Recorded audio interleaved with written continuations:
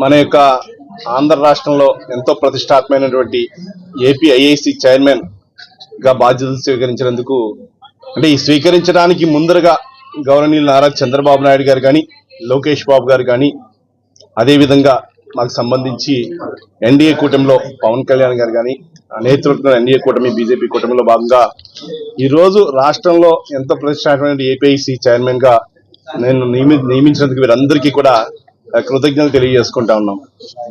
గత 2014-19 మధ్యకాలంలో చూస్తే తెలుగుదేశం హయాంలో ఎన్నో ఇండస్ట్రీస్ తీసుకొచ్చి ఎంతో మంది పారిశ్రామికవేత్తలను కియా మోటార్స్ కానీ హీరో మోటార్స్ కానీ ఎన్నో ప్రపంచ దేశాల్లో ఎక్కడైతే మంచి కంపెనీస్ ఉన్నాయో అన్ని తీసుకొచ్చి 2019 వరకు ఏపీ ఐఏసీ కానీ గౌరవనీయులు నారా చంద్రబాబు నాయుడు గారు కానీ నేతృత్వంలో చేయడం జరిగింది. తదుపరి 2019-24 మధ్య కాలంలో ఇవన్నీ కూడా నిర్వియోగం అవడం జరిగింది.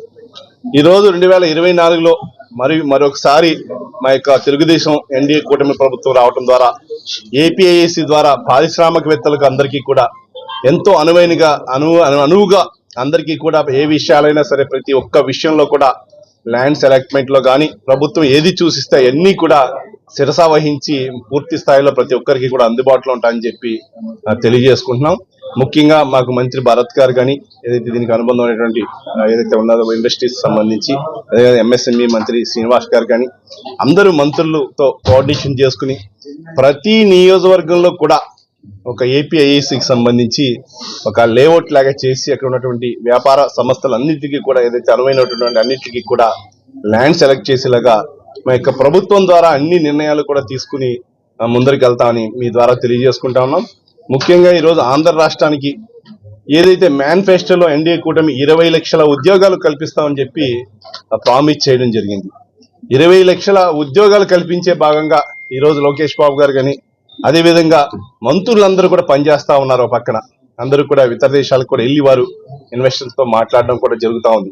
100 రోజులు పూర్తిగా అయ్యే లోపలనే చాలా పరిశ్రమలకు ఈ రోజు పారదర్శకంగా ముందరు తీసుకెళ్లడం జరిగింది. ప్రతి ఒక్క విషయంలో ఏదైతే ఆ మేనిఫెస్టోలో సూపర్ 6 లో భాగంగా ఏదైతే ఉందో అవన్నీ పూర్తి చేయడానికి తెలుగుదేశం ఎన్డీఏ కూటమిలో ప్రభుత్వం ముందరికి వెళ్తుందని చెప్పి తెలియజేసుకుంటూ ఈ అవకాశం నాకు ఎంతో ఈ రోజు నమ్మి ప్రభుత్వం ఈ రోజు చంద్రబాబు నాయుడు గారు కానీ ఎన్డీఏ కూటమి అభ్యర్థులు అందరూ కూడా ఇవ్వడం చాలా సంతోషిస్తున్నా. వారందరికీ కూడా ప్రత్యేకమైన కృతజ్ఞతలు ధన్యవాదాలు తెలియజేసుకుంటూ రాబోయే రోజుల్లో గత 2014-19 మధ్యలో ఏ విధమైన అభివృద్ధి వచ్చిందో ఈ రాష్ట్రానికి అదేవిధంగా 2024 నుంచి కూడా అదే అభివృద్ధి మార్గదర్శకాలు అన్ని కూడా తీసుకుని ఈజీ డూయింగ్ లో అందరికీ కూడా ఏదైతే సంబంధించి చిన్న తరహా పెద్ద తరహా పరిశ్రమలు అన్నింటికీ కూడా పర్మిషన్స్ అన్ని ఇప్పించి అన్ని కూడా త్వరగా చేస్తామని. చిన్న తరహా అంటే ఈ రోజు కూడా కేంద్ర ప్రభుత్వం కూడా సహాయ సహకారాలు పూర్తిగా ఉంటున్నాయి. ఎందుకంటే పారిశ్రామికంగా ఆంధ్ర రాష్ట్రాన్ని విభజన తర్వాత 2014 తర్వాత ఎంతో నష్టపోయి ఉన్నాం కాబట్టి దానికోసం ఇవ్వడానికి ప్రత్యేకంగా దృష్టి పెట్టింది. దాని దృష్టి ఇవాళ చంద్రబాబు నాయుడు గారు కూడా అదే వేగంతో పరిగెత్తుతా ఉన్నారు. కాబట్టి అందరూ సహాయ సహకారాలతో చేస్తామని మీ అందరికీ కూడా తెలియజేస్తున్నాం.